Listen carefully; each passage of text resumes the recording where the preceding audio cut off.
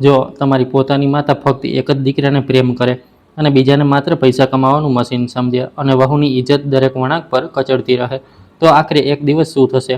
આ વાર્તા છે એક એવા પરિવારની જ્યાં ભેદભાવ, લાલચ અને દેખાડાએ સંબંધોને તોડી નાખ્યા. પરંતુ એક વહુની ધીરજ, એક પતિની હિંમત અને સત્યની સાથે ઊભા રહેવાની તાકાતે બધું જ બદલી નાખ્યું. અંતે જે થયું તે કદાચ કોઈ પણ માતા પોતાની સાથે ક્યારેય નહીં ઈચ્છે. હું કિચનમાં હતી ત્યારે જ કેતનનો ફોન વાગ્યો. ફોન ઉપાડતા જ તેના ચહેરા પર ચમક આવી, પણ તેણે પોતાનો અવાજ થોડો ધીમો કરી લીધો. એટલો ધીમો કે મારા સુધી ન પહોંચી શકે. તે ખૂણો પકડીને વાત કરી રહ્યો હતો. થોડીવાર પછી જેવો કેતને ફોન મૂક્યો, તે મારી તરફ ફર્યો. તેના ચહેરા પર એવી ખુશી હતી જાણે કે કોઈ લોટરી લાગી ગઈ હોય. પછી હસીને બોલ્યો, જોયું તે? તું તો હંમેશા કહેતી રહે છે કે મા તારાથી નફરત કરે છે. હમણાં તેમનો ફોન આવ્યો હતો. કહી રહ્યા હતા કે ગામમાં ખેતરમાં શાકભાજી ઉગાડી હતી. તે ખૂબ ટેસ્ટી છે. તેમણે કહ્યું છે કે શનિવારે આપણે બંને ગામ આવીને જમીએ. જોયું કેટલો પ્રેમ કરે છે તને? તે વખતે હું સફરજન કાપી રહી હતી. તેની વાત સાંભળીને મેં બસ હળવી અમથી મુસ્કાન આપી અને કહ્યું, વાહ, શું વાત છે! એવું તો નથી ને કે માં તેને ફક્ત મારા માટે પેક કરીને મારી ઓફિસે મોકલી રહી છે, જેને તમે આટલો મોટો પ્રેમ બતાવી રહ્યા છો? હવે પ્લીઝ માની દરેક વાતને આટલી વધારી ચડાવીને બતાવવાનું બંધ કરી દો. કેતને મોઢું બગાડ્યું અને ધમ દઈને સોફા પર બેસી ગયો. પછી બોલ્યો, કમાલ છે! તું પણ તો આ જ ઘરનો હિસ્સો છે, પરંતુ દરેક વાતમાં ખામી કાઢવી તારી આદત બની ગઈ છે. માએ પ્રેમથી જમવા બોલાવ્યા અને તેમાં પણ તને પ્રોબ્લેમ દેખાઈ ગઈ. સાચું જ છે, આજકાલની વહુઓના નખરા ખૂબ વધી ગયા છે. બિચારી મારી માં. મેં ચપ્પુ ટેબલ પર મૂકી દીધું અને તેની તરફ ઘૂરીને જોયું. તમારે જે બોલવું હોય તે બોલો, પરંતુ આ અઠવાડિયે હું ક્યાંય જવાની નથી. આખું અઠવાડિયું ઓફિસમાં કામ કરીને મારી હાલત ખરાબ થઈ જાય છે. ખૂબ મુશ્કેલીથી એક રજા મળે છે જેથી થોડો આરામ કરી શકું અને મારી જાતને રિચાર્જ કરી શકું. મારી પાસે આટલો ફાલતુ ટાઈમ નથી કે હું તમારા ગામ જઈને મફતની નોકરાણી બનું. મારી વાત સાંભળતા જ કેતનનો ચહેરો ગુસ્સાથી લાલ થઈ ગયો. તેણે ઊંચા અવાજમાં કહ્યું, આ કેવી વાતો કરી રહી છે તું? માને પહેલાં જ હા પાડી ચૂક્યો છું. હવે જો તું ન ગઈ તો તેમને કેટલું ખરાબ લાગશે. તે ખૂબ દુઃખી થઈ જશે. હું પણ ઊભી થઈ ગઈ અને હાથ બાંધીને બોલી, તમારી માં દુઃખી થાય છે તો થવા દો. તે તેમનો પ્રોબ્લેમ છે. જો તમે આટલા જ સારા દીકરા છો તો જાતે જાઓ અને તેમની સેવા કરો. મને આ બધી બાબતમાં ન ઘસેડો. અને હા, છેલ્લી વાર જ્યારે આપણે કાવ્યા દીદીના ઘરે ગયા હતા ત્યારે તમારી માએ મારી સાથે શું કર્યું હતું તે ભૂલી ગયા કે શું? જૂની વાત યાદ આવતા જ કેતન એકદમ ચૂપ થઈ ગયો. તેનો ચહેરો પડી ગયો અને તેના મોઢામાંથી એક પણ શબ્દ ન નીકળ્યો. અમારા લગ્નને 1 વર્ષથી વધુ સમય થઈ ચૂક્યો હતો. ભગવાનની કૃપાથી બધું બરાબર ચાલી રહ્યું હતું. પરંતુ જ્યારે પણ અમારી વચ્ચે કોઈ મોટો ઝઘડો થતો તેનું કારણ હંમેશા મારી પ્યારી સાસુ જ હોય. સારું થયું અમે શહેરમાં અમારું અલગ ઘર ખરીદી લીધું હતું, નહીંતર જો અમે બધા સાથે રહેતા હોત તો અત્યાર સુધીમાં તો મામલો કોર્ટ સુધી પહોંચી ગયો હોત. થયું એવું હતું કે ગયા અઠવાડિયે મારી સાસુ ઢગલો સામાન લઈને શહેરમાં પોતાની દીકરી કાવ્યાના ઘરે રહેવા આવ્યા હતા. કાવ્યાના લગ્નને હજુ ફક્ત 6 મહિના જ થયા હતા અને તેનું સાસરું ખૂબ અમીર હતું. હું અને કેતન તેમને પરેશાન કરવા નહોતા માંગતા, એટલા માટે જ્યારે પણ માં અમને જમવા બોલાવતી હું કામનું બહાનું કાઢીને ટાળી દેતી હતી. પરંતુ આ વખતે તેમણે જીદ પકડી લીધી કે અમારે કાવ્યાનું ઘર જોવા જરૂર આવવાનું છે. આખરે અમારે જવું જ પડ્યું. જતાં પહેલાં અમે પણ અમારી તરફથી કોઈ કસર ન છોડી. અમે એક મોંઘી ઇમ્પોર્ટેડ ફ્રૂટ્સની દુકાને ગયા. ત્યાંથી એક મોટું ડ્યુરિન અને બ્લેક ગ્રેપ્સનું એક બોક્સ ખરીદ્યું. બિલ લગભગ 7,000 રૂપિયાનું બન્યું. પછી મને લાગ્યું કે આટલું પૂરતું નહીં હોય, તો મેં કેતનને કહ્યું કે 2 કાર્ટન દૂધ અને થોડા ડ્રાયફ્રૂટ પણ ગિફ્ટ માટે લઈ લઈએ.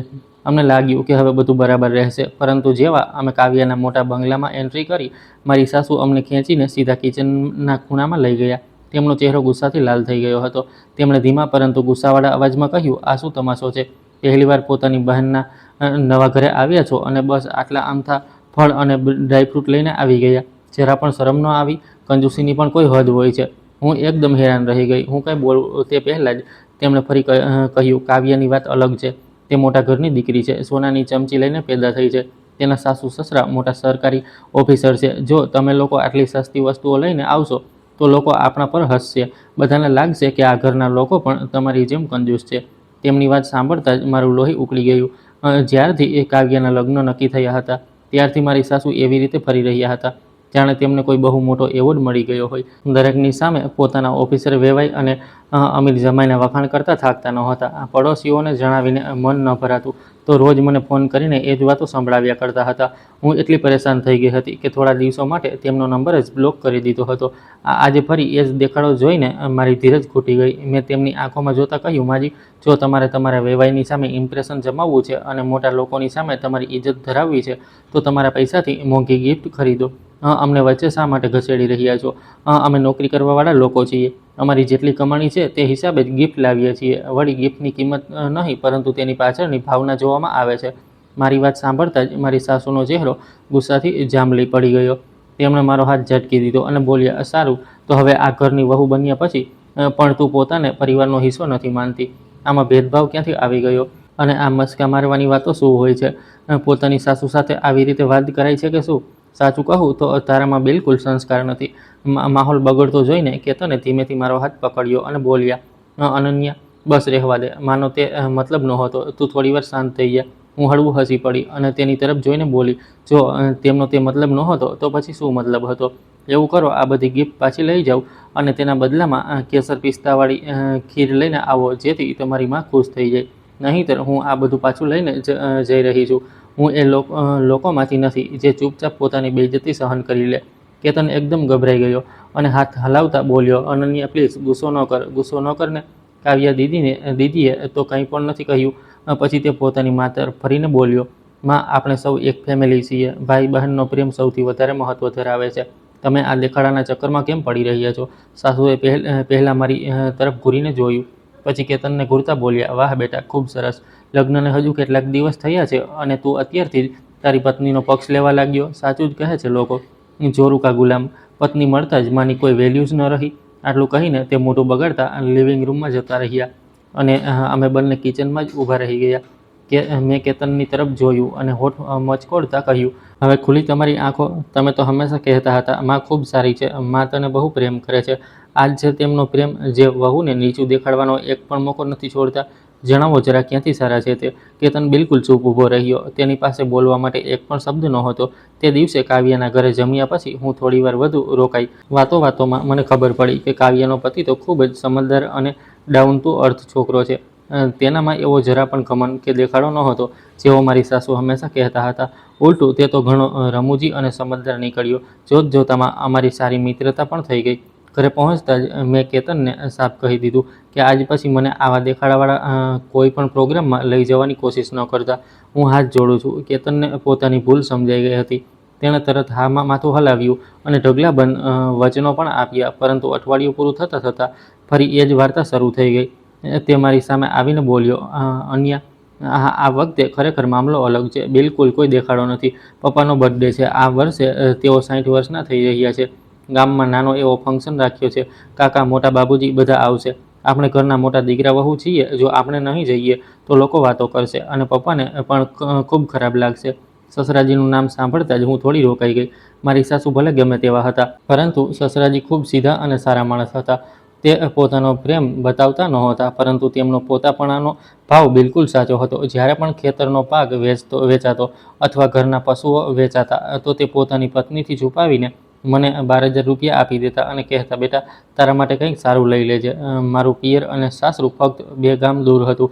જો હું ન જાત તો વાત ફરીને મારા મમ્મી પપ્પા સુધી પહોંચી જાત અને તે નકામા પરેશાન થાત. ઘણું વિચાર્યા પછી મેં હા તો પાડી દીધી, પરંતુ એક શરત પણ રાખી દીધી. હું ફક્ત પપ્પાના કારણે જઈ રહી છું, પરંતુ પહેલાં જ જણાવી દઉં, આ વખતે તમારે સમજદારીથી કામ લેવું પડશે. જો માએ ફરીથી કોઈ તમાશો કર્યો અને તમે મારો સાથ ન આપ્યો તો પછી મારાથી ખરાબ કોઈ નહીં હોય. પાછળથી એમ ન કહેતા કે મેં કોઈની ઇજ્જત ન કરી. કેતને તરત હાથ ઊંચો કરીને કહ્યું, બિલકુલ, હું કસમ ખાઉં છું, વચન આપું છું, પૂરી ગેરંટી આપું છું. શનિવારે સવારે અમે બંને તૈયાર થઈને અમારી કારથી ગામ જવા માટે નીકળી પડ્યા. રસ્તામાં થોડો વરસાદ પણ થઈ ગયો હતો, તેથી ત્યાં પહોંચવામાં લગભગ 2 કલાક લાગી ગયા. મેં કેક ન ખરીદી, કારણ કે ગામના વડીલો તેને વધારે પસંદ નથી કરતા. તેની જગ્યાએ મેં પપ્પા માટે આરામદાયક ચામડાના શૂઝ ખરીદ્યા અને સાથે 5,100 રૂપિયાનું કવર પણ રાખી દીધું, જેથી તેઓ પોતાની જરૂરિયાત મુજબ ખર્ચ કરી શકે. આ નિર્ણય મેં અને કેતને મળીને લીધો હતો. ગિફ્ટ હંમેશા કામની હોવી જોઈએ. જેવી અમારી કાર આંગણામાં ઊભી રહી, હું હજુ સીટ બેલ્ટ ખોલી જ રહી હતી કે મારી સાસુ દોડતા બહાર આવી ગયા. તેમના ચહેરા પર એવી મુસ્કાન હતી જાણે કે અમારી વચ્ચે ક્યારેય કંઈ થયું જ ન હોય. અરે, તમે બંને આવી ગયા. રસ્તામાં થાકી તો નથી ગયા ને? જલ્દી અંદર આવો. પહેલાં પાણી પી લો. બહાર બહુ તડકો છે. મેં તેમને જોતાં જ સમજી લીધું કે જરૂર કોઈને કોઈ ખ્યાલ ચાલી રહ્યો છે.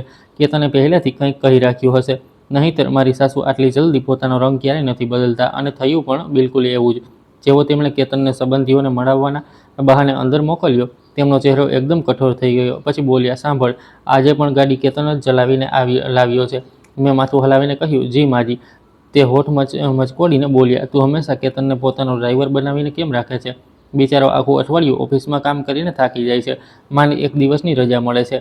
તને તારા પતિનો જરા પણ ખ્યાલ નથી. આટલો લાંબો રસ્તો ગાડી ચલાવવામાં કેટલો થાક લાગે છે, અને તું આરામથી બાજુવાળી સીટ પર બેસી રહી. તને જરા પણ દયા ન આવી? મેં હળવી મુસ્કાન સાથે કહ્યું, માજી, વાત તો બહુ અજીબ કરી રહ્યા છો તમે. જો તે આખું અઠવાડિયું કામ કરે છે, તો હું પણ આખું અઠવાડિયું મહેનત કરું છું. હું ઘરે નવરી નથી બેસી રહેતી.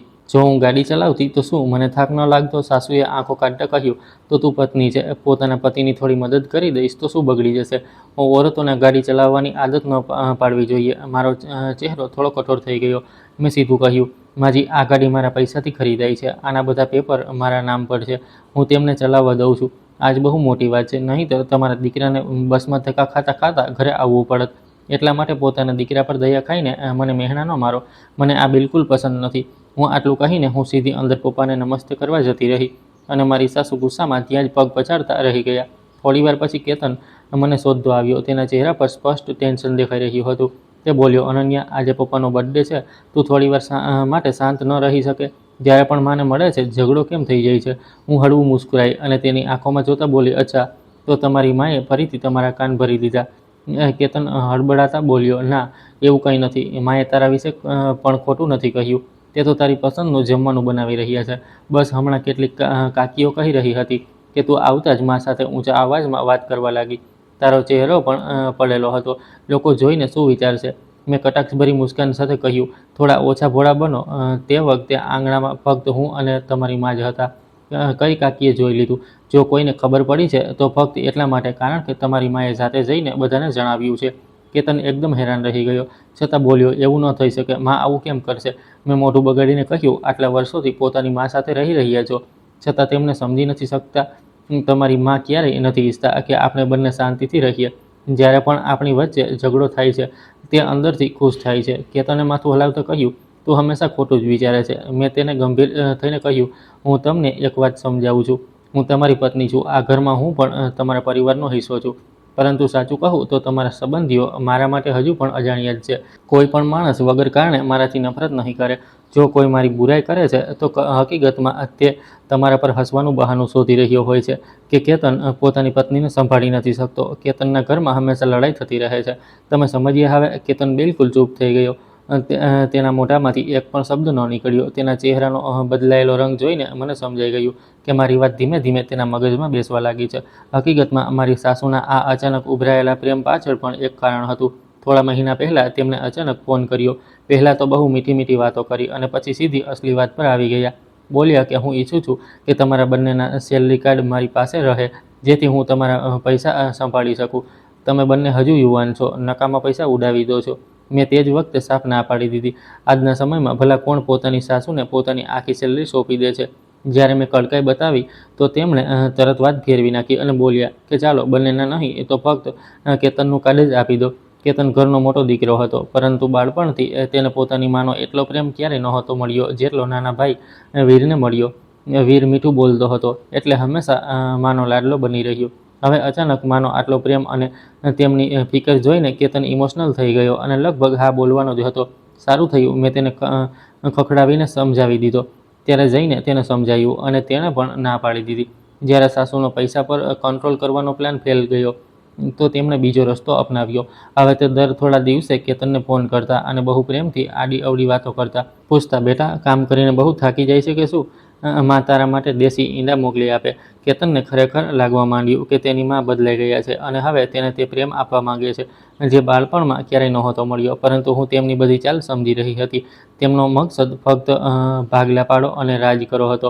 તે ઈચ્છતા હતા કે કેતન પૂરી રીતે તેમની તરફ થઈ જાય, જેથી જો ક્યારે અમારી વચ્ચે લડાઈ થાય અને અમે અલગ થઈ જઈએ તો કેતન પાછો તેમની પાસે આવી જાય અને ફરીથી તેમના માટે પૈસા કમાવાનું મશીન બની જાય. મેં કેતનની તરફ જોઈને હળવી મુસ્કાન સાથે કહ્યું, તમને નથી લાગતું કે આ બધું થોડું અજીબ છે? તમારી મા અચાનક આટલા બદલાઈ ગયા. એટલી મીઠી વાતો કરી રહ્યા છે કે કોઈ પણ તેમના પર ભરોસો કરી લે. કેતન કંઈ ન બોલ્યો, પરંતુ તેના ચહેરા પરથી સાફ લાગી રહ્યું હતું કે મારી વાત તેના મગજમાં ઘૂમી રહી છે. તે બેવકૂફ નહોતો, બસ તેને હંમેશાથી માની થોડીક તારીફ અને પોતાપણું જોઈતું હતું, એટલે સત્યને નજરઅંદાજ કરી રહ્યો હતો. પરંતુ આજે મેં બધી વાતો તેની સામે સાફ કરી દીધી હતી. હવે તે તેનાથી બચી શકે તેમ નહોતો. ત્યારે જ કિચનમાંથી સાસુનો તેજ અવાજ આવ્યો. અનન્યા ક્યાં છે? નીચે આવીને ટેબલ સાફ કર, જમવાનું પીરસવાનું છે. મેં લિવિંગ રૂમમાં ડોકિયું કરીને જોયું તો વીર અને રિયા આરામથી સોફા પર બેસીને ટીવી જોઈ રહ્યા હતા. બાળકો આખા ઘરમાં દોડી રહ્યા હતા. આટલા લોકો હોવા છતાં તેમણે ફક્ત મારું જ નામ લીધું. મેં ધીમેથી કેતનને કહ્યું, જોયું તમે? ફક્ત મને જ બોલાવી. માં સારી રીતે જાણે છે કે મને આ રીતે હુકમ ચલાવવો બિલકુલ પસંદ નથી. જાણી જોઈને મને ઉશ્કેરી રહ્યા છે, જેથી હું કંઈ બોલું અને બધાની સામે બદતમીઝ વહુ બની જાઉં. કેતનનો ચહેરો પડી ગયો. તેને હવે ધીમે ધીમે બધું સમજાવા લાગ્યું હતું. મેં આંખ મારતે કહ્યું, તમને ખબર છે સૌથી મજેદાર વાત શું છે? મારે કંઈ કરવાની જરૂર પણ નહીં પડે. માં જાતે જ આ કામ કરી લેશે. કેતને હેરાનીથી પૂછ્યું, હવે તું શું કરવાની છે? હું મુસ્કુરાઈ અને પછી અચાનક ઊંચા નખરાવાળા અવાજમાં બોલી, ઓ મારા પ્યારા પતિ, શું તમે નીચે જઈને ટેબલ સાફ કરી દેશો? અચાનક મારા પેટમાં બહુ દુખાવો થઈ રહ્યો છે. મારે વોશરૂમ જવું છે. મારી વાત પૂરી થયાને માંડ 10 સેકન્ડ થઈ હશે કે સાસુ કિચનમાંથી વાવાઝોડાની જેમ બહાર આવી ગયા. બોલ્યા, હા, રહેવા દે. તું એની પાસે કામ કેમ કરાવીશ? બિચારો આટલી લાંબી ડ્રાઈવ કરીને આવ્યો છે, કેટલો થાકી ગયો હશે. હું કરી દઉં છું. મારા દીકરાનું દર્દ હું સમજું છું, અને બીજું કોણ સમજશે? કેતનનો ચહેરો જોવા જેવો હતો. તેને ખુદ શરમ આવવા લાગી હતી, પરંતુ સાસુ અહીં જ ન અટક્યા. બોલ્યા, હું વધારે કંઈ નથી કહેતી, પરંતુ આજકાલની ઓરતોને તો બસ આરામ જોઈએ. અમારા જમાનામાં તો પતિ ભગવાન હોતો હતો. અમે તેમની સેવા કરતા થાકતા નહોતા, અને આજે જો પતિને નોકર સમજીને કામ કરાવવામાં આવે છે. આટલું કહીને તેમણે કપડું ઉપાડ્યું અને જાતે ટેબલ સાફ કરવા લાગ્યા. આખા ઘરમાં સન્નાટો છવાઈ ગયો. વીર અને રિયા પણ ઉઠીને તેમની મદદ કરવા લાગ્યા, અને હું આરામથી સોફા પર સૂઈને ફોન ચલાવવા લાગી.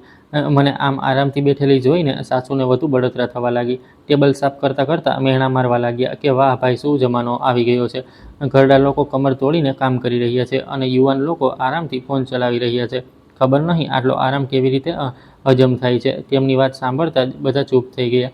રિયા, જે ફળ કાપી રહી હતી, તેનો હાથ પણ રોકાઈ ગયો અને તેનો ચહેરો લાલ થઈ ગયો. મેં તેની તરફ જોયું અને પછી જોરથી કહ્યું, રિયા ભાભી, લાગે છે માજી તમને કંઈ કહી રહ્યા છે. રિયા ગભરાઈ ગઈ અને કંઈ ન બોલી. આ સાંભળતા જ સાસુ પણ ગભરાઈ ગયા અને તરત અમારી તરફ આવી ગયા. અરે ના, હું કોઈને કંઈ કહી દઉં, પરંતુ રિયાને ક્યારેય નહીં કહું. મારી વહુ આટલું કમાય છે, આટલું કામ કરે છે, ઘરે આવીને આરામ કરવો તેનો પૂરો હક છે. હું તો તેના પર જીવ આપું છું. રિયાએ રાહતનો શ્વાસ લીધો. બસ મને આજ ફળની રાહ હતી. હું ઊભી થઈ અને સીધી સાસુની આંખમાં જોઈને મુસ્કુરાતા બોલી, માજી, જો તમે રિયા ભાભીને નહોતા કહી રહ્યા, તો પછી મને જ કહી રહ્યા હતા ને? આ ઘરમાં મારા અને તેમના સિવાય બીજું કોણ યુવાન છે? ઠીક છે, જો હું તમને આટલી જ ખરાબ લાગું છું, તો હું અત્યારે જ અહીંથી જતી રહું છું. જ્યારે 2 ટંકનો રોટલો પણ શાંતિથી ન ખાઈ શકું, ત્યાં રોકાવાનો શું મતલબ? આટલું કહીને મેં મારી બેગ ઉપાડી અને દરવાજા તરફ આગળ વધી. ત્યારે જ સસરાજી બગીચામાંથી અંદર આવ્યા. તેમણે પૂરો માહોલ જોઈ લીધો હતો. આવતા જ ગુસ્સામાં બોલ્યા, ફરી શરૂ થઈ ગઈ તું? વર્ષમાં એકવાર છોકરાઓ ઘરે આવે છે અને તું ડ્રામા કર્યા વગર નથી રહી શકતી? સાસુ ઘરમાં ભલે ગમે તેટલી સિંહણ બનતા હોય, પરંતુ સસરાજી સામે તેમનું કંઈ ચાલતું નહોતું. તેમનાથી તેમને બહુ ડર લાગતો હતો, કારણ કે ઘરના બધા પૈસાના નિર્ણયો તે જ લેતા હતા, અને તેમનો સ્વભાવ પણ ઘણો કડક હતો. તેમની એક દાંટ સાંભળતા જ સાસુનો ચહેરો પડી ગયો અને તે ચૂપચાપ કિચનમાં જતા રહ્યા. માહોલ થોડો હળવો કરવા માટે વીર તરત પોતાની ગિફ્ટ લઈને આવ્યો અને બોલ્યો, પપ્પા, હેપી બર્થડે. આ જેકેટ તમારા માટે લાવ્યા છીએ. રિયા પણ મુસ્કુરાઈને બોલી, અને આ કુર્તા પૈજામા તો તમારા પર બહુ શોભશે. સસરાજી હજુ બધું જોઈ જ રહ્યા હતા કે સાસુ ખુશ થઈને બોલ્યા, જોયો મારો નાનો દીકરો કેટલો સમજદાર છે. તેને ખબર છે કે પપ્પાને શિયાળામાં તકલીફ પડે છે. આ કુર્તો પૈજામો પણ કેટલો મોંઘો હશે નહીં? સાચું દીકરો હોય તો આવો. નાના દીકરા અને વહુના વખાણ કર્યા પછી તેમણે મારી તરફ જોયું, અને પછી તેમનો ચહેરો ફરીથી કઠોર થઈ ગયો. બોલ્યા, અને તમે બંને શું ખાલી હાથે ફક્ત જમવા આવ્યા છો? કેતનથી હવે રહેવાયું નહીં. તે ગુસ્સામાં બોલ્યો, માં, આ કેવી વાતો કરી રહ્યા છો તમે? મારા લગ્ન પછી એવો કયો તહેવાર કે બર્થડે આવ્યો છે જ્યારે અમે ખાલી હાથે ઘરે આવ્યા હોઈએ? સાસુએ મોઢું બગાડ્યું, પણ કંઈ બોલ્યા નહીં. મેં આરામથી મારી ગિફ્ટ કાઢી અને ટેબલ પર રાખી દીધી. બોલી, પપ્પા, આ ચામડાના શૂઝ તમારા માટે છે, જેથી શિયાળામાં તમારા પગ ગરમ રહે. અને આ 5100 રૂપિયાનું કવર છે, જે મન કરે તે ખરીદી લેજો. સસરાજીએ સૂજ હાથમાં લીધા અને મુસ્કુરાઈને બોલ્યા, હું તો આમ પણ સૂજ ખરીદવાનું વિચારી રહ્યો હતો. તમે બંનેએ તો મારા મનની વાત જ જાણી લીધી. પરંતુ સાસુએ જેવું કવર જોયું તેમનું મોઢું ફરીથી બગડી ગયું. બબડતા બોલ્યા, વાહ ભાઈ, શહેરમાં રહીને પણ આટલી કંજૂસી, 60મા જન્મદિવસે બસ આટલા આમથા પૈસા. પડોશીઓને ખબર પડશે તો શું કહેશે? પછી મારી સામે ઘૂરીને બોલ્યા, હં, મને બધી ખબર છે. કેતનની આખી સેલરી હવે તું જ સંભાળે છે ને? મારા દીકરાના પૈસાને આટલી કંજૂસીથી ખર્ચ કરે છે. મારા દીકરાની તો કિસ્મત જ ખરાબ હતી કે તેને તારા જેવી પત્ની મળી. મારી સાસુને લાગ્યું કે આવું બોલીને તે કેતનનું દિલ જીતી લેશે, પરંતુ આ વખતે તેમનો દાવ ઉલટો પડી ગયો. કેતન હવે એ દીકરો નહોતો જે ચૂપચાપ માની દરેક વાત સાંભળી લે. જેવી તેણે પોતાની પત્નીની બેઇજ્જતી સાંભળી તે ગુસ્સામાં મા તરફ ફર્યો અને બોલ્યો, માં, બસ હવે ચૂપ થઈ જાઓ. કેતનનો ઊંચો અવાજ સાંભળતા જ સાસુ એકદમ ચોંકી ગયા. આખા ઘરમાં સન્નાટો છવાઈ ગયો. તેની મુઠ્ઠીઓ ભીંચાઈ ગઈ હતી અને કપાળની નસો સાફ દેખાઈ રહી હતી. તમને લાગે છે હું બહુ મોટો અમીર છું? મારી સેલરી તો નામની છે. મહિનાનો પગાર આવતા જ પૂરો EMIમાં જતો રહે છે. મારા ખાવા પીવાથી લઈને કપડાં સુધીનો બધો ખર્ચ અનન્યા ઉઠાવે છે. સાચું કહું તો હું મારી જ પત્ની પર બોજ છું. પરંતુ તેણે આજ સુધી ક્યારેય એક શબ્દ નથી કહ્યો, ક્યારે મારી બેઇજ્જતી નથી કરી. અને તમે તેની પાસેથી શું ઈચ્છો છો? શું તમે ઈચ્છો છો કે તે મને છોડીને જતી રહે? ત્યારે જ તમને શાંતિ મળશે. હું બિલકુલ હેરાન રહી ગઈ. મને વિશ્વાસ જ નહોતો થતો કે કેતન પૂરા પરિવારની સામે આટલી મોટી વાત જાતે કબૂલ કરી લેશે. તેણે જે કહ્યું તે બિલકુલ સાચું હતું. તેની સેલરી લોન ભર્યા પછી લગભગ ખતમ થઈ જતી હતી. ઘરનો પૂરો ખર્ચ હું જ સંભાળતી હતી. પરંતુ મેં ક્યારેય ફરિયાદ નહોતી કરી, કારણ કે તે ઘરના દરેક કામમાં મારો હાથ બટાવતો હતો, મારો ખ્યાલ રાખતો હતો. મારે એક સારો અને સમજદાર પતિ જોઈતો હતો, કોઈ ATM નહીં. મેં હંમેશા આ વાત સૌથી છુપાવીને રાખી હતી, જેથી કેતનની ઇજ્જત બની રહે. પરંતુ આજે તેણે જાતે બધાની સામે સાચું બોલી દીધું, ફક્ત મારા ખાતર. આ સાંભળતા જ સાસુનો ચહેરો જોવા જેવો હતો. શરમથી તેમનું મોઢું પડી ગયું. તેમણે કેતનને એવી નજરોથી જોયો જાણે તેણે કોઈ બહુ મોટો ગુનો કરી દીધો હોય. વાહ, કમાલ છે, આટલા મોટા થઈ ગયા અને એક ઓરતની કમાણી પર જીવી રહ્યા છો. ઉપરથી પોતાની માને જ સંભળાવી રહ્યા છો. બહુ ગર્વ થઈ રહ્યો હશે ને પોતાના પર? તેમની નજરોમાં કેતનની કોઈ કિંમત નહોતી. આ બધું સાંભળીને મારું દિલ દુખી ગયું. હું કંઈ બોલવાની જ હતી કે કેતન હળવી અમથી દર્દભરી મુસ્કાન સાથે બોલ્યો, માં, હું નકામો છું. આ વાત તો તમે બાળપણથી જ કહેતા આવ્યા છો. તમે તો મને ક્યારેય કોઈ લાયક સમજ્યો જ નથી. પછી આજે આટલું હેરાન થવાની શું વાત છે? કેતનનો આટલો સીધો જવાબ સાંભળીને સાસુ એક પળ માટે ચૂપ થઈ ગયા. જ્યારે કંઈ સમજાયું નહીં તો તેમણે પોતાનો જૂનો ડ્રામા શરૂ કરી દીધો. તે ત્યાં જ જમીન પર બેસી ગયા અને છાતી કૂટીને રડવા લાગ્યા. એ ભગવાન, આ દિવસ પણ જોવાનો હતો. મારો પોતાનો દીકરો આજે મારા પર જ ઇલ્ઝામ લગાવી રહ્યો છે. અરે, મેં તને 9 મહિના પેટમાં રાખ્યો, તને પાળી પોસીને મોટો કર્યો, ભણાવ્યો ગણાવ્યો, અને આજે તું તારી પત્નીની વાતોમાં આવીને તારી માને જ સંભળાવી રહ્યો છે. તે જોરથી બૂમો પાડી રહ્યા હતા, પરંતુ આંખોમાં એક પણ આંસુ નહોતું. સાફ દેખાઈ રહ્યું હતું કે તે ફક્ત કેતનને વધુ સાચું બોલતા રોકવા માંગતા હતા. કેતને થાકીને બીજી તરફ મોઢું ફેરવી લીધું. ત્યારે જ સસરાજીએ ગુસ્સામાં ટેબલ પર હાથ માર્યો. જો રડવું જ હોય તો જઈને એકલામાં રડ, મારું મગજ ખરાબ ન કર. સાસુએ ફરીથી જોરથી રડવાની કોશિશ કરી, પરંતુ ત્યારે દિયર વીરે તેમને ઊભા કર્યા અને ધીમેથી બોલ્યો, માં, રિયા બધું જોઈ રહી છે. જો તમે આમ કરશો તો લોકો આપણા પર હસશે. તે આપણા પૂરા પરિવારને નાનો સમજશે. બસ આટલું સાંભળવાનું હતું કે સાસુ તરત ચૂપ થઈ ગયા. તેમને મારી અને કેતનની ઇજ્જતથી કોઈ મતલબ નહોતો, પરંતુ ઓફિસરની દીકરી રિયાની સામે પોતાની ઇમેજ ખરાબ નહોતા થવા દેવા માંગતા. થોડીવાર પછી જમવાનો સમય થઈ ગયો. હું અને સસરાજી બહાર નળ પાસે ઊભા હતા. તેમણે ચૂપચાપ તે કવર મારી તરફ લંબાવ્યું. મેં હેરાનીથી તેમનો હાથ પાછળ કરી દીધો. પપ્પા, આ શું કરી રહ્યા છો? આ તો અમારી તરફથી તમારા માટે નાની અમથી ગિફ્ટ છે. તમે આ પાછું કરશો તો અમને બહુ ખરાબ લાગશે. તેમણે ઊંડો શ્વાસ લીધો. બેટા, હવે હું ઘરડો થઈ ગયો છું. મને પૈસાની શું જરૂર? તમે બંને હજુ યુવાન છો. તમારે તમારું ફ્યુચર બનાવવાનું છે. ઉપરથી ઘરની આટલી મોટી લોન પણ છે. આ પૈસા તમે લોકો જ રાખો. પછી થોડી પળ રોકાઈને બોલ્યા, મને ખબર છે કેતન સાથે હંમેશા અન્યાય થયો છે. તે બહુ સીધો અને ભોળો છે. તેને તારા જેવી પત્ની મળી આજ તેની જિંદગીની સૌથી મોટી ખુશનસીબી છે. હંમેશા તેનો સાથ આપજે. તેને ક્યારેય એકલો ન છોડતી. તેમની વાતો સાંભળીને મારી આંખો ભરાઈ આવી. મેં તેમના કરચલીવાળા હાથને પકડી લીધો. પપ્પા, તમે બિલકુલ ચિંતા ન કરો. કેતન ભલે વધારે નથી કમાતો, પરંતુ તે મને બહુ પ્રેમ કરે છે. મારા માટે તે જ સૌથી મોટી વાત છે. પૈસા હું કમાઈ લઈશ. તમે આ તમારી પાસે રાખો, મને સારું લાગશે. સસરાજી મુસ્કુરાયા અને મારા હાથ પર પ્રેમથી થાબડી મારી. તારી આ વિચારસરણી સાંભળીને બહુ ખુશી થઈ. કેતને જરૂર કોઈ બહુ સારું કામ કર્યું હશે જે તેને તારા જેવી પત્ની મળી. આટલું કહીને હું કિચન તરફ ફરી તો જોયું કે કેતન થાંભલા પાછળ ઊભો હતો. તેની આંખો લાલ હતી. તેને અમારી બધી વાતો સાંભળી લીધી હતી. મેં માહોલ હળવો કરવાની કોશિશ કરી. પપ્પા તો પૈસા પાછા આપી રહ્યા હતા, પરંતુ મેં ન લીધા. હવે તમે તેમનો સારી રીતે ખ્યાલ રાખજો. કેતને મારી તરફ જોયું અને ધીમેથી બોલ્યો, અનન્યા, મને માફ કરી દે. હું હસી પડી. અરે, અચાનક આટલા ઇમોશનલ કેમ થઈ રહ્યા છો? તેણે માથું ઝુકાવી દીધું. તેનો અવાજ ભરાઈ ગયો. હું બહુ મોટો બેવકૂફ હતો. બાળપણથી બસ માની એક તારીફ સાંભળવા માટે તરસતો રહ્યો.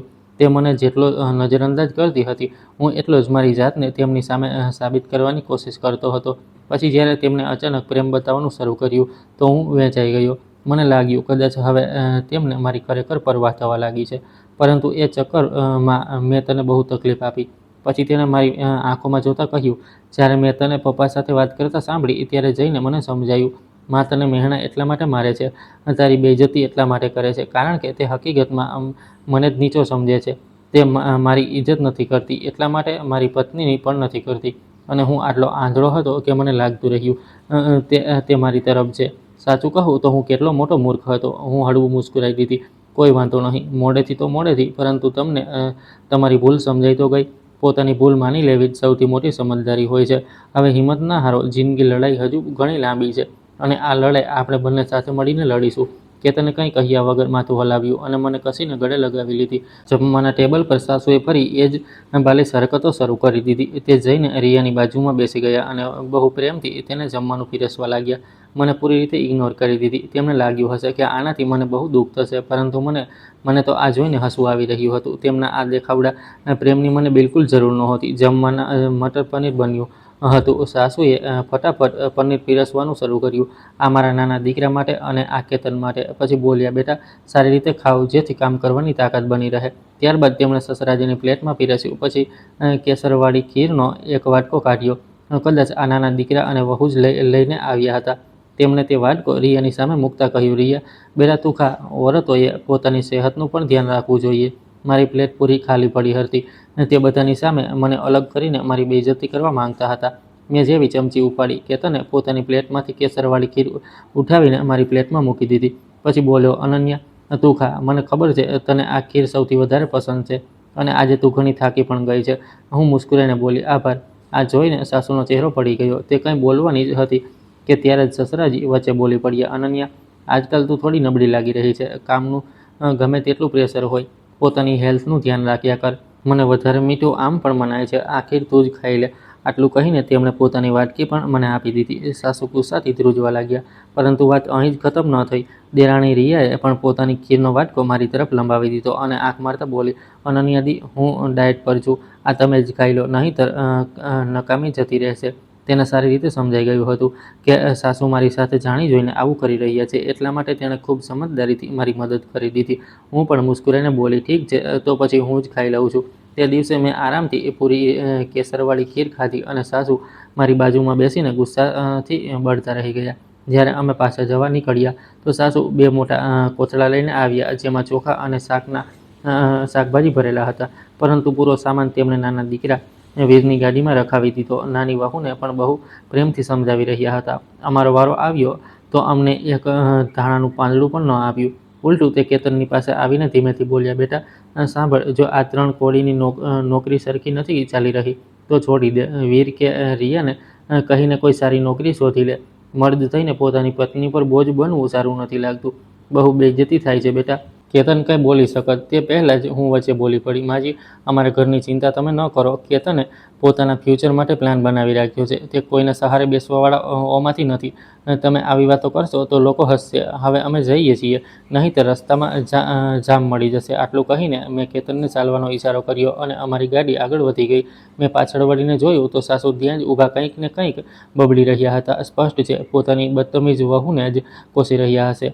તે રાત્રે ઘરે પહોંચ્યા પછી કેતન ચૂપચાપ બાલ્કનીમાં બેસીને સિગરેટ પીતો રહ્યો. હું સમજી રહી હતી કે તેના મગજમાં ઘણું બધું ચાલી રહ્યું છે, એટલે મેં તેને એકલો છોડી દીધો. થોડા દિવસ પછી રાતના જમવા સમયે કેતને અચાનક કહ્યું, અનન્યા, હું વિચારી રહ્યો છું કે કંપનીના જાપાનવાળા પ્રોજેક્ટ પર 1 વર્ષ માટે જતો રહું. હું હેરાન થઈને બોલી, આ તમે શું કહી રહ્યા છો?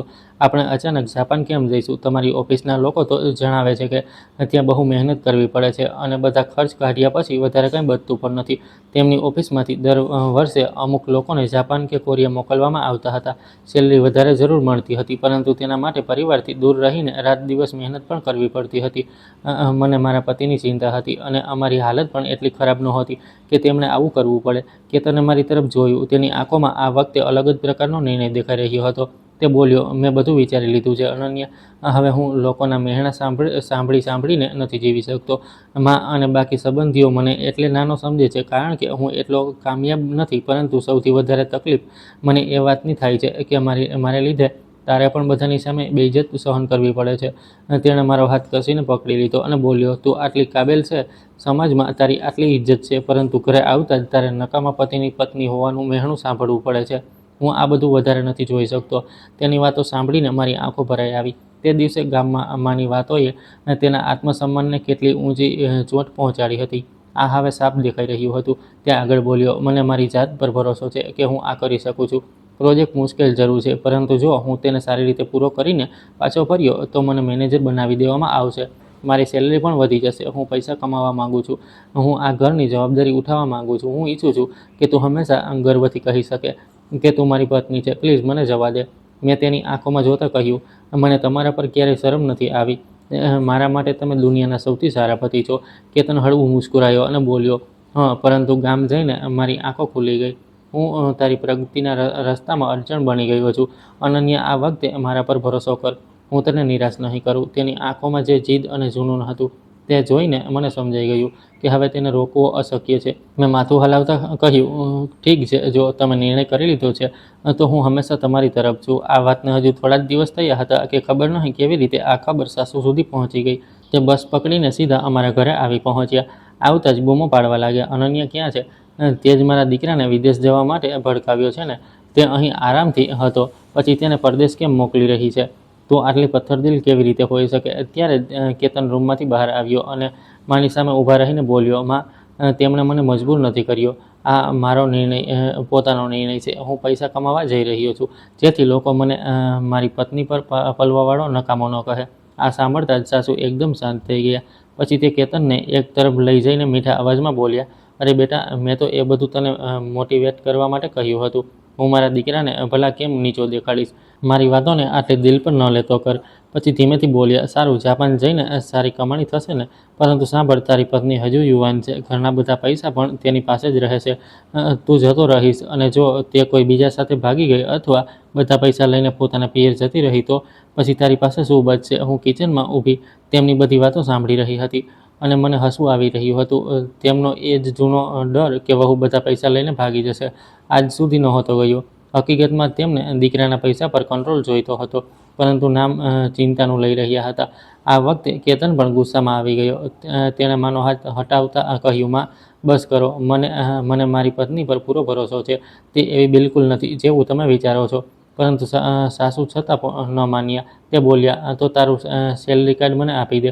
હું તારા પૈસા સંભાળીને રાખીશ. જ્યારે તું પાછો આવીશ ત્યારે તારી પાસે તારો બિઝનેસ શરૂ કરવા માટે સારા એવા પૈસા હશે. કેતન કડક અવાજમાં કહ્યું, એવું ક્યારેય નહીં થાય, માં. મારા પૈસા મારી પત્ની પાસે જ રહેશે અને આ બાબતે હવે ફરીથી કોઈ વાત ન કરતા. જ્યારે સાસુને સમજાઈ ગયું કે આ વખતે તેમની કોઈ ચાલ કામ નહીં આવે, તો તે ગુસ્સામાં મોઢું બગાડીને ત્યાંથી જતા રહ્યા. જે દિવસે કેતનને જવાનું હતું, મેં તેના માટે બધી પેકિંગ પહેલાં જ કરી દીધી હતી. એરપોર્ટ પર તેણે મને કસીને ગળે લગાવી લીધી. તેની આંખો થોડી ભીની હતી. પોતાનો ખ્યાલ રાખજે. હું ત્યાં પહોંચતા જ તને ફોન કરીશ. મારી રાહ જોજે. હું એટલા પૈસા કમાઈને લાવીશ કે તું ગણતા ગણતા થાકી જઈશ. મેં મારો ચહેરો તેની છાતી પર લગાવી દીધો અને કહ્યું, તમે પણ તમારો ખ્યાલ રાખજો. મને પૈસા નથી જોઈતા, બસ તમે સહી સલામત પાછા આવી જજો. તેણે મારા કપાળ પર હાથ ફેરવ્યો અને પોતાની સૂટકેસ લઈને આગળ વધી ગયો. ધીમે ધીમે તે મારી નજરોથી દૂર થઈ ગયો, પરંતુ તેના કદમોમાં પહેલાં કરતાં વધારે ભરોસો અને હિંમત હતી. કેતનના જાપાન ગયા પછી જિંદગી આસાન નહોતી, પરંતુ તેણે ત્યાંના માહોલમાં પોતાની જાતને જલ્દી જ ઢાળી લીધી.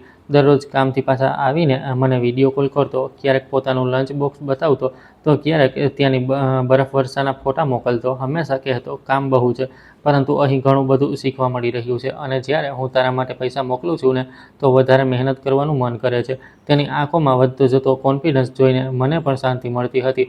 કદાચ તેને જવા દેવો મારી જિંદગીનો સૌથી સાચો નિર્ણય હતો. જોત જોતામાં લગભગ 6 મહિના નીકળી ગયા. આ 6 મહિનામાં માજીએ મને બિલકુલ પરેશાન ન કરી. ફેસબુક પર જોતી તો ક્યારેક પોતાની અમીર વેવાણ સાથે મંદિરે ફરી રહ્યા હોય, તો ક્યારેક કોઈ પાર્ટીમાં.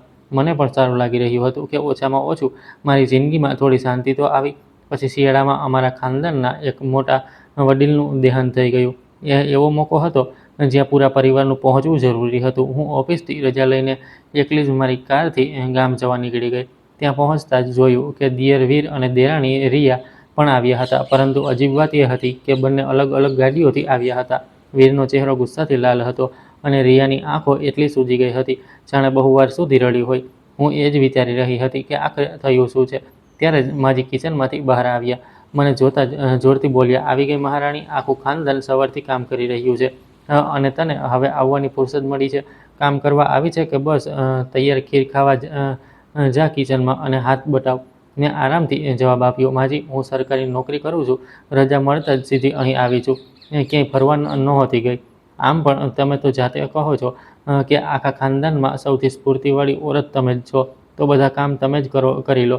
ક્યાંક મારા અનાડી હાથોથી તમારું કામ ખરાબ ન થઈ જાય." મારી વાત સાંભળતા જ માજીની બોલતી બંધ થઈ ગઈ. ત્યારે તેમની બહેન એટલે કે મારી માસી સાસુ ત્યાં આવી ગયા. તેમણે મારો હાથ પકડ્યો અને બોલ્યા, "અનન્યા, તું બિલકુલ સાચા ટાઈમે આવી છે. મારે બજારથી થોડો સામાન લેવો છે. ચાલ, મને તારી ગાડીમાં લઈ ચાલ." આટલું કહીને તેમણે મને આંખ મારી અને હું બધું સમજી ગઈ. અમે બંને ત્યાંથી નીકળી ગયા અને માજી ગુસ્સામાં ત્યાં જ ઊભા રહી ગયા. બજાર પહોંચીને માસી હસતા હસતા બોલ્યા, "મારી બહેનને જેટલી ઘરડી થઈ રહી છે ને એટલી જ અજીબ થતી જાય છે. પરંતુ મને તારી રીત બહુ પસંદ છે. તું તેની દરેક ખોટી વાત ચૂપચાપ સહન નથી કરતી." મેં કહ્યું, "હું પણ બદતમીજી નથી કરવા માંગતી, પરંતુ માજી હંમેશા ખોટી વાત પર જ લડવા લાગે છે." ત્યારે જ મને યાદ આવ્યું કે તે રિયા પર પણ બહુ બૂમો પાડી રહ્યા હતા. મેં પૂછ્યું, "માસી, આજે માજી રિયા ભાભી પર આટલો ગુસ્સો કેમ કરી રહ્યા હતા? પહેલાં તો તેમને માથે બેસાડીને રાખતા હતા." માસીએ હેરાનીથી કહ્યું, "અરે, તને ખરેખર નથી ખબર? રિયાના પપ્પા 2 મહિના પહેલાં રિટાયર થઈ ગયા અને સાંભળ્યું છે કે કોઈ તપાસના ચક્કરમાં તેમને જબરદસ્તી રિટાયર કરવામાં આવ્યા છે. હવે ન તેમની પાસે પહેલાંવાળો હોદ્દો છે અને ના તો એ જ પાવર. એટલે વીરને પણ હવે તેમનાથી કોઈ ફાયદો નથી મળી શકતો." હું આ સાંભળીને હેરાન રહી ગઈ. પછી માસી ધીમેથી બોલ્યા, "તારી સાસુ કાંચિડા કરતાં પણ જલ્દી રંગ બદલે છે. જ્યારે રિયાના પપ્પા પાસે પાવર હતી ત્યારે નાની વહુના વખાણ કરતાં થાકતા નહોતા, અને હવે જ્યારે તેમનો ખરાબ સમય આવ્યો છે તો તેમનો અસલી ચહેરો બહાર આવી ગયો. આજકાલ રિયા પાસે નોકરોની જેમ કામ કરાવે છે અને નાની નાની વાત પર તેની બેઇજ્જતી કરતા રહે છે." આ બધું સાંભળીને મને ખરેખર સૂગ આવવા લાગી. માજી કેટલા મતલબી હતા આ ફરીથી સમજાઈ ગયું. જ્યારે અમે પાછા પહોંચ્યા તો જોયું, રિયા આંગણામાં તૂટેલા વાસણોના ટુકડા ઉઠાવી રહી હતી અને રડી રહી હતી. માજી તેના પર બૂમો પાડી રહ્યા હતા, "અપશુકન યાર, તારાથી એક કામ પણ સરખી રીતે નથી થતું. ઘરમાં બેઠા બેઠા ખાવાની આદત પડી ગઈ છે ને બધું બરાબર કરીને રાખી દીધું." આસપાસ બહુ લોકો ઊભા હતા, પરંતુ કોઈ કંઈ બોલી નહોતું રહ્યું. મારાથી રહેવાયું નહીં. હું આગળ વધી અને માજીનો હાથ હટાવતા કહ્યું, "માજી, બસ પણ કરો. ફક્ત એક વાસણ જ તો તૂટ્યું છે ને, બીજું આવી જશે. આટલી નાની વાત પર બધાની સામે તમાશો કરવાની શું જરૂર છે? ઓછામાં ઓછું પપ્પાની ઇજ્જતનો તો ખ્યાલ રાખો." બધાની સામે પોતાની વહુ પાસેથી જવાબ સાંભળીને માજીનો ચહેરો શરમ અને ગુસ્સાથી લાલ થઈ ગયો. હું રિયાને મારી સાથે બગીચામાં લઈ ગઈ. તે હજુ પણ રડી જ રહી હતી. તેણે ધીમેથી કહ્યું, "દીદી, તમને અમારા ઘરની હાલત ખબર નથી કે શું, જે તમે મારો પક્ષ લઈ રહ્યા છો?" મેં તેને ટીશ્યુ પેપર આપ્યું અને કહ્યું, "મને બધી ખબર છે." માસીએ બધું જણાવી દીધું. તે મારી તરફ હેરાનીથી જોવા લાગી. પછી બોલી, "બધું જાણ્યા પછી પણ તમે મારી મદદ કરી. હવે મારી મદદ કરીને તમને કોઈ ફાયદો નહીં મળે. ઉલટું માજી તમારાથી વધારે નફરત કરશે." હું હળવું મુસ્કુરાઈ અને કહ્યું, "તને શું લાગે છે હું પણ માજીની જેમ મતલબી છું? ત્યારે તું મોટા ઘરની દીકરી હતી ત્યારે શું મેં ક્યારેય તારી ખુશામત કરી હતી?" મારી વાત સાંભળીને તે ચૂપ થઈ ગઈ અને પછી ધ્રુસકે ને ધ્રુસકે રડવા લાગી. "દીદી, તમારો ખૂબ ખૂબ આભાર. ખરેખર ખરાબ સમય જ બતાવે છે કે પોતાનું કોણ છે અને પારકું કોણ." મેં તેને સમજાવતા કહ્યું, "હવે રડવાનું બંધ કર અને પોતાના પગ પર ઊભા રહેતા શીખ. તારા મમ્મી પપ્પા રિટાયર થઈ ગયા તો શું થયું? તારી પાસે હાથ છે, પગ છે, મગજ છે. પોતાની જાતને એટલી નબળી ન બનાવ કે કોઈ પણ તારા પર હુકમ ચલાવે." મારી વાત સાંભળીને તેની આંખોમાં પહેલીવાર એક અલગ જ ચમક દેખાઈ. તેણે કહ્યું, "દીદી, તમે બિલકુલ સાચું કહી રહ્યા છો. મેં ઘણું સહન કરી લીધું. કદાચ હવે હું ડિવોર્સ લઈ લઉં. એવા ઘરમાં રહેવું જ્યાં પતિ નબળો હોય અને સાસુ આટલી મતલબી હોય. હવે મારા બસની વાત નથી." મેં તેની આંખોમાં જોતા કહ્યું, "આ નિર્ણય પૂરી રીતે તારો છે, પરંતુ જે પણ કરજે પોતાના માટે કરજે અને તારી જિંદગી તારા હિસાબે જીવજે. તે દિવસે મને પૂરો વિશ્વાસ થઈ ગયો હતો કે રિયા હવે આટલી આસાનીથી હાર માનવાની નથી. અને થયું પણ બિલકુલ એવું જ. લગભગ 6 મહિના પછી તેણે છૂટાછેડાની અરજી આપી દીધી. મારી સાસુ અંદરથી બહુ ખુશ હતા. દરેકને એમ જ કહેતા ફરતા હતા કે તેમના દીકરાને એક બરબાદ થઈ ચૂકેલા પરિવારથી છુટકારો મળી ગયો. તેમને પૂરો ભરોસો હતો કે તેમનો રાજકુમાર દીકરો હવે આનાથી પણ કોઈ અમીર છોકરી સાથે લગ્ન કરશે. મેં રિયાને ફોન કર્યો. તેના અવાજમાં પહેલીવાર શાંતિ મહેસૂસ થઈ રહી હતી. તેણે જણાવ્યું કે તેને એક પ્રાઇવેટ કંપનીમાં સારી જોબ મળી ગઈ છે. આ સાંભળીને મને ખરેખર બહુ ખુશી થઈ.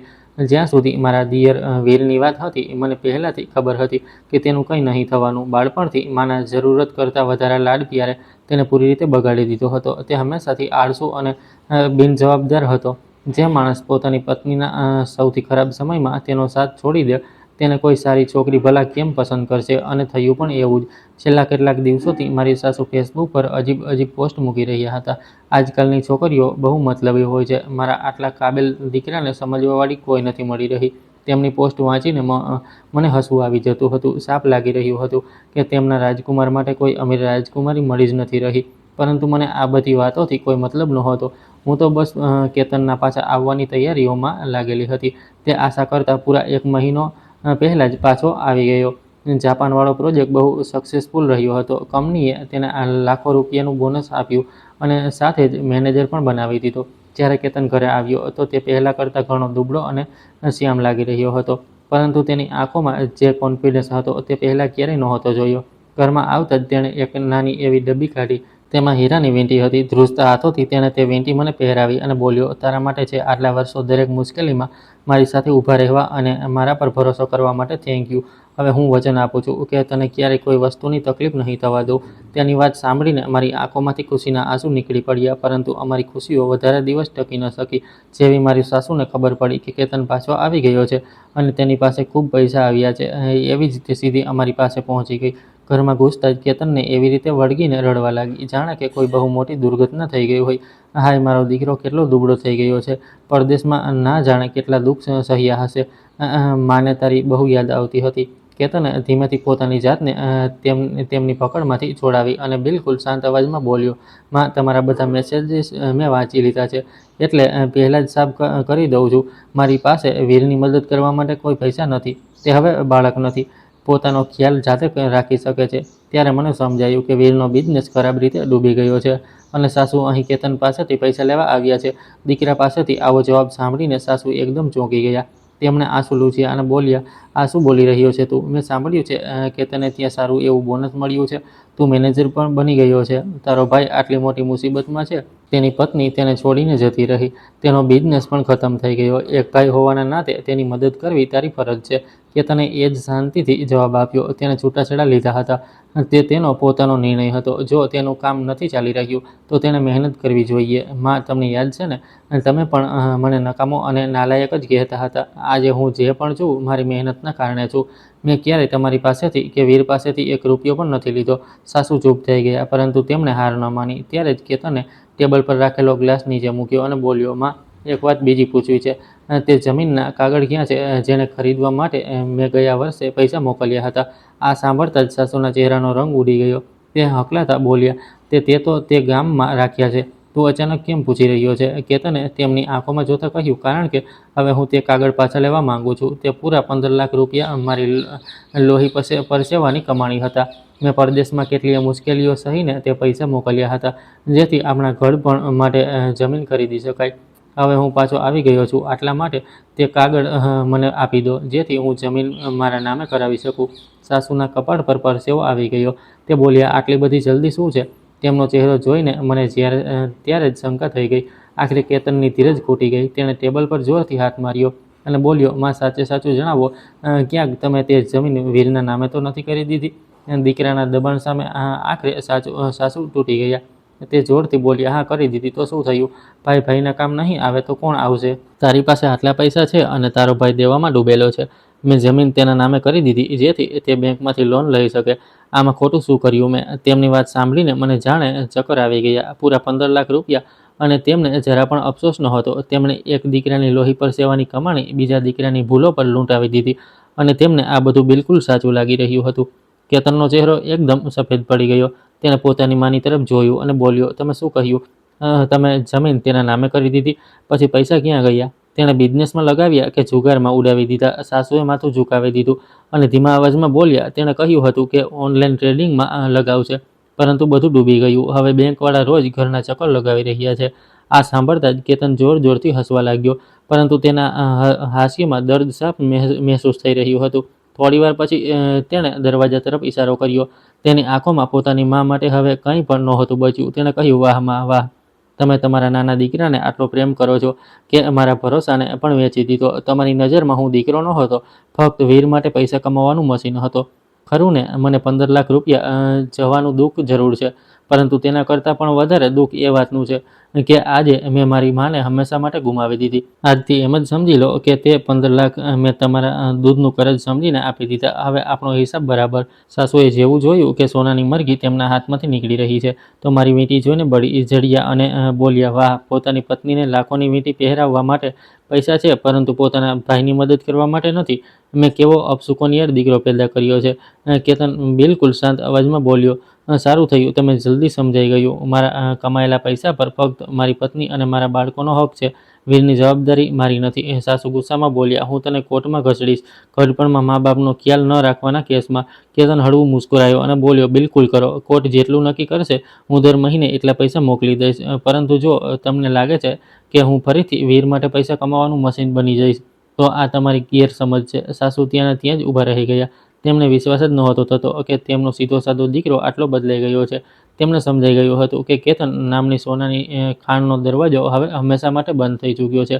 પછીથી મારી પાસેથી ખબર પડી કે ગામમાં શું થયું. વીરને ક્યાં ઢંગની નોકરી ન મળી. જલ્દી અમીર બનવાના ચક્કરમાં તે ઓનલાઈન સટ્ટાબાજીમાં ઉતરી ગયો અને મા બાપના ઘડપણ માટે જે પૈસા રાખ્યા હતા તે પણ હારી ગયો. જ્યારે દેવું આપવાવાળા ઘરે આવવા લાગ્યા તો ડરીને ક્યાંક ભાગી ગયો. સસરાજીને એટલો મોટો આઘાત લાગ્યો કે તેમણે પોતાનું નાનું એવું ખેતર વેચી દીધું અને એક વૃદ્ધાશ્રમમાં જઈને રહેવા લાગ્યા. તે પોતાની બાકીની જિંદગી બસ શાંતિથી વિતાવવા માંગતા હતા. આ બાજુ મારી સાસુ બિલકુલ એકલા રહી ગયા. તેમણે ઘરનો બધો સામાન સુધી વેચી દીધો અને વીરને બહુ શોધ્યો, પરંતુ તેનો ક્યાંય પતો ન લાગ્યો. સાચું જ કહે છે, જેવું કરશો તેવું જ ભરશો. એક રાત્રે લગભગ 2 વાગ્યે કેતનનો ફોન વાગ્યો. ગામમાં એક પડોશીનો ફોન હતો. તેણે ગભરાયેલા અવાજમાં કહ્યું, કેતન બેટા, જલ્દી આવી જા. તારી માને બાથરૂમમાં લકવો મારી ગયો છે. અમે તેમને હોસ્પિટલ લઈ જઈ રહ્યા છીએ. અમે બંને તે જ વખતે ગામ જવા માટે નીકળી પડ્યા. ડૉક્ટરે જણાવ્યું કે તેમને બ્રેઇન હેમરેજ થયું છે. જીવ તો બચી ગયો, પરંતુ તેમના શરીરનો ડાબો હિસ્સો કામ કરવાનું બંધ કરી ચૂક્યો હતો અને તેમનો અવાજ પણ જતો રહ્યો હતો. આ પૂરા સમયમાં વીરનો કોઈ અતોપતો નહોતો. કેતને એક પળ વિચાર્યા વગર ઈલાજ માટે 50 લાખ રૂપિયા જમા કરાવી દીધા. મા માટે હોસ્પિટલનો સૌથી મોંઘો વીઆઈપી રૂમ લીધો, જેમાં દરેક સુવિધા હતી, અને તેમની દેખભાળ માટે 24 કલાક 2 નર્સો રાખી દીધી. જે પણ જોતો બસ એમ જ કહેતો, દીકરો હોય તો આવો. પરંતુ સાચું ફક્ત અમે જાણતા હતા કે આ આલિશાન રૂમમાં કેટલી ઠંડક હતી. જ્યારે સાસુને ભાન આવ્યું તો તેમણે અમને જોયા અને તેમની આંખોમાંથી આંસુ વહેવા લાગ્યા. તેમણે ઈશારાથી કેતનને પોતાની પાસે બોલાવ્યો. તેમની આંખોમાં આશા સાફ દેખાઈ રહી હતી. નર્સ ખીચડી લઈને આવી, પરંતુ તેમણે ખાવાની ના પાડી દીધી. તે ઈચ્છતા હતા કે કેતન તેમને પોતાના હાથે જમાડે. કેતન ધીમે ધીમે તેમની પાસે ગયો અને ખુરશી ખેંચીને બેસી ગયો. સાસુની આંખોમાં આશાની હળવી અમથી ચમક આવી ગઈ. કેતન બોલ્યો, માં, જમી લો, ત્યારે જલ્દી સાજા થશો. આ નર્સ બહુ એક્સપિરિયન્સ છે. મેં ખાસ તમારી દેખભાળ માટે તેમને રાખ્યા છે. સાસુ તૂટેલા ફૂટેલા અવાજમાં બોલ્યા, બેટા, મારી પાસે રહે. મને ડર લાગી રહ્યો છે. પોતાના નાના અને લાડલા દીકરાનું નામ સાંભળીને કેતન હળવું મુસ્કરાયો અને બોલ્યો, વીર તો તમારી જમીન વેચીને પોતાનું દેવું ઉતારવામાં લાગેલો છે. અહીં ફક્ત હું છું. આ સાંભળીને સાસુ જોરથી રડવા લાગ્યા. તેમણે કેતનનો હાથ એવી રીતે પકડી લીધો જાણે ડૂબતો માણસ તણખલાનો સહારો પકડે છે. તે બોલ્યા, બેટા, મારાથી બહુ મોટી ભૂલ થઈ ગઈ. મને છોડીને ન જા. કેતને ધીમેથી પોતાનો હાથ છોડાવી લીધો અને બોલ્યો, માં, હોસ્પિટલનું બિલ, સૌથી સારી દવાઓ, સૌથી મોંઘો રૂમ, હું બધું આપીશ, કારણ કે એક દીકરા તરીકે આ મારી ફરજ છે. પછી એક પળ રોકાઈને બોલ્યો, પરંતુ જ્યાં સુધી પ્રેમની વાત છે, યાદ છે જ્યારે હું બાળપણમાં બીમાર પડ્યો હતો ત્યારે તમે મને છોડીને વીર માટે નવા કપડાં ખરીદવા જતા રહેતા હતા. સૌથી સારું જમવાનું પણ હંમેશા તેને જ મળતું હતું. તમે તમારી આખી જિંદગીનો પ્રેમ અને તમારું પૂરું ધ્યાન ફક્ત તેના પર જ લૂંટાવ્યું. તમારા દિલમાં મારા માટે ક્યારેય જગ્યા હતી જ નહીં. એટલા માટે હવે તમે આરામ કરો અને તમારા એ જ પ્યારા દીકરાની રાહ જુઓ કે તે આવે અને તમારી સેવા કરે. મારા દિલમાં તમારા માટે જે પ્રેમ હતો તે એ જ દિવસે ખતમ થઈ ગયો હતો, જે દિવસે તમે તે જમીન વેચી દીધી હતી. આટલું કહીને કેતને નર્સને કહ્યું, જો પૈસાની કોઈ પણ જરૂર પડે તો મને ફોન કરી દેજો. મારે કામ પર જવાનું છે, જેથી બધા બિલ ભરી શકું. પછી તેણે મારો હાથ પકડ્યો અને અમે બંને રૂમમાંથી બહાર નીકળી આવ્યા. પાછળથી સાસુનો તૂટેલો અવાજ સતત આવતો રહ્યો, કેતન કેતન. પરંતુ કેતન એકવાર પણ પાછળ વળીને ન રોકાયો. હોસ્પિટલના કોરિડોરમાં મેં જોયું, તેના ખભા હજી ધ્રુજી રહ્યા હતા. મેં તેનો હાથ કસીને પકડી લીધો. હું સમજી રહી હતી કે તે અંદરથી કેટલો તૂટી ચૂક્યો છે. તે આલિશાન રૂમમાં મારી સાસુ મોંઘી મશીનો વચ્ચે બિલકુલ એકલા પડ્યા હતા અને પોતાના એકલવાયા પર રડી રહ્યા હતા. પોતાના કરેલા ભેદભાવની સૌથી મોટી કિંમત આખરે તેમણે ચૂકવવી જ પડી. તે રાત્રે મારી આંખ ખુલી તો જોયું, કેતન પથારી પર નહોતા. તે બાલ્કનીમાં એકલો બેઠો હતો. તેની પીઠ સૂજેલી હતી અને હાથમાં સળગતી સિગારેટ હતી. હું દરવાજા પાછળ ઊભી તેને જોતી રહી અને મારું દિલ ભરાઈ આવ્યું. હું મારી સાસુ વિરુદ્ધ આ લડાઈ જીતી ચૂકી હતી. તેમનો પાખંડ બધાની સામે આવી ચૂક્યો હતો. અમે અમારી સંપત્તિ પણ બચાવી લીધી હતી.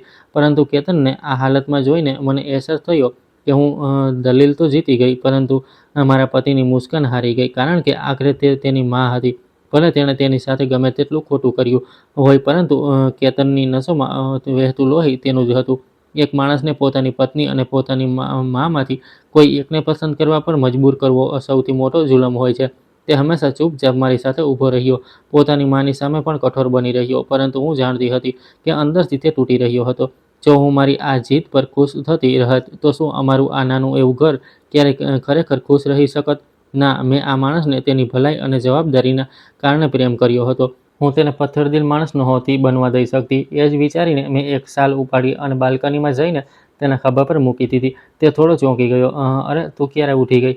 અંદર જા, ઠંડી લાગી જશે. મેં કંઈ ન કહ્યું, બસ પાછળથી જઈને તેને ગળે લગાવી લીધો. તમે મા વિશે વિચારી રહ્યા છો ને? કેતનનું શરીર એકદમ કઠોર થઈ ગયું. પછી તેણે ઊંડો શ્વાસ લીધો. હું ઠીક છું. તેમણે જે કર્યું તેનું પરિણામ તે જાતે ભોગવી રહ્યા છે. મેં તેને વધારે કસીને પકડી લીધો. સાંભળો, મને માથી ઘણી ફરિયાદો છે. તેમના ભેદભાવથી આજે પણ નફરત છે. પરંતુ હું ક્યારેય નહીં ઈચ્છું કે લોકો તમને નાલાયક દીકરો કહે. કેતને હેરાનીથી મારી તરફ જોયું. હું હળવું મુસ્કરાઈ દીધી. આખરે તેમણે જ તમને જન્મ આપ્યો છે. તેમની ભૂલોના કારણે આપણે તેમને આ હાલતમાં એકલા ન છોડી શકીએ. મેં વિચારી લીધું છે કે તે 15 લાખ, એમ સમજી લો કે આપણે તેમના ઉછેરનું ઋણ ઉતારી દીધું. આપણે હજુ યુવાન છીએ, આગળ પણ કમાઈ લઈશું. કેતનની આંખો ભરાઈ આવી. અનન્યા, પરંતુ તેમણે તારી સાથે મેં તેની વાત પૂરી થાય તે પહેલાં જ તેના હોઠો પર આંગળી મૂકી દીધી. આપણે તેમની દેખભાળ કરીશું, પરંતુ આપણી રીતે. આપણે તેમને સીધા પૈસા નહીં આપીએ, જેથી તે ફરીથી વીરને બધું ન આપી દે. પરંતુ દર મહિને તેમના ખર્ચ માટે પૈસા મોકલીશું. તેમની દવાઓ પણ પહોંચાડીશું. આપણે ફરજ પૂરી કરીશું, જેથી તમારા મન પર કોઈ બોજ ન રહે. અને જ્યાં સુધી પ્રેમની વાત છે, તે સમયની સાથે ખબર પડી જશે. કેતન બસ મને જોતો રહ્યો. તેની આંખોમાં મારા માટે આભાર સાફ નજર આવી રહ્યો હતો. તેણે કંઈ ન કહ્યું, બસ મને કસીને ગળે લગાવી લીધી.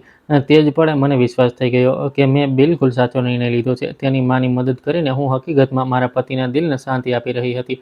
કેતને ધીમેથી કહ્યું, હા, આપણે આવું જ કરીશું.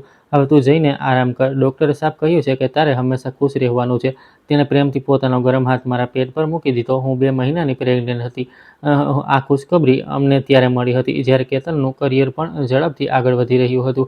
કામ ગમે તેટલું હોય, તે મારો પૂરો ખ્યાલ રાખતો હતો. હું હસતા હસતા બોલી, જો દીકરી થઈ અને માએ ફરીથી મહેણું માર્યું, તો કેતને સીધું મારી આંખોમાં જોયું. દીકરો હોય કે દીકરી, એ આપણું સંતાન હશે. મને દુનિયાની કે માની જૂની વિચારસરણીથી કોઈ ફરક નથી પડતો. બસ આપણું બાળક સ્વસ્થ રહે અને આપણો પરિવાર હંમેશા ખુશ રહે. મારા માટે તે જ સૌથી મોટી વાત છે. તેના ચહેરાની મુસ્કાન જોઈને મને ફરીથી અહેસાસ થયો કે મેં જિંદગી માટે સાચો માણસ પસંદ કર્યો છે. હવે બધા તોફાન પાછળ છૂટી ચૂક્યા હતા અને અમારા નાના એવા ઘરમાં એક નાનકડો મહેમાન આવવાની રાહ હતી, જે પોતાની સાથે ફક્ત ખુશીઓ અને શાંતિ લઈને આવવાનો હતો. મિત્રો, આ વાર્તાની શીખ એ છે કે સાસુ વહુના સંબંધની સૌથી મજબૂત કડી પતિ જ હોય છે. તેની ચૂપ્પી ઘણીવાર કોઈ પણ અપમાન કરતાં વધારે દર્દ આપે છે, કારણ કે નવા ઘરમાં પત્નીનો સૌથી મોટો સહારો તે જ હોય છે. એક સમજદાર પતિ તે જ છે જે સાચા અને ખોટામાં ફરક કરે, પોતાની માનું સન્માન પણ જાળવી રાખે અને પોતાની પત્નીની ઇજ્જત અને સાથ પણ ક્યારેય ન છોડે. આખરે સંબંધો ત્યારે જ મજબૂત બને છે જ્યારે તેમાં સન્માન, વિશ્વાસ, ન્યાય અને એકબીજાનો સાથ હોય. તો મિત્રો, તમે કયા શહેરથી અમારી વાર્તા સાંભળી રહ્યા છો અને તમને જો આ વાર્તા પસંદ આવી હોય તો પ્લીઝ કોમેન્ટ કરીને જરૂર જણાવો. આ વિડીયોને લાઇક કરો, વધારેમાં વધારે શેર કરો અને હાઈપ આપી દો. સાથે જ ચેનલને સબસ્ક્રાઈબ કરવાનું ન ભૂલતા. અને જો તમને મારી મહેનત પસંદ આવી હોય તો મને સુપર થેન્ક્સ આપીને તમારો પ્રેમ અને સપોર્ટ જરૂર બતાવો, જેથી હું તમારા માટે આવી જ શાનદાર વાર્તાઓ લાવતો રહું. આ વાર્તા કેવળ મનોરંજન અને સામાજિક જાગૃતિના ઉદ્દેશ્યથી પ્રસ્તુત કરવામાં આવી છે. તેમાં દર્શાવેલા તમામ પાત્રો, ઘટનાઓ અને સંવાદ કાલ્પનિક છે. તેમનો કોઈ પણ વાસ્તવિક વ્યક્તિ, પરિવાર કે ઘટના સાથે કોઈ સંબંધ નથી. જો કોઈ પ્રકારની સમાનતા દેખાય છે તો તેને માત્ર સંયોગ સમજવો. આ વાર્તાનો ઉદ્દેશ્ય કોઈ વ્યક્તિ, સંબંધ કે સમુદાયની ભાવનાઓને ઠેસ પહોંચાડવાનો નહીં, પરંતુ પારિવારિક સંબંધોમાં સન્માન, સમજ અને સમાનતાનો સંદેશ આપવાનો છે. આભાર.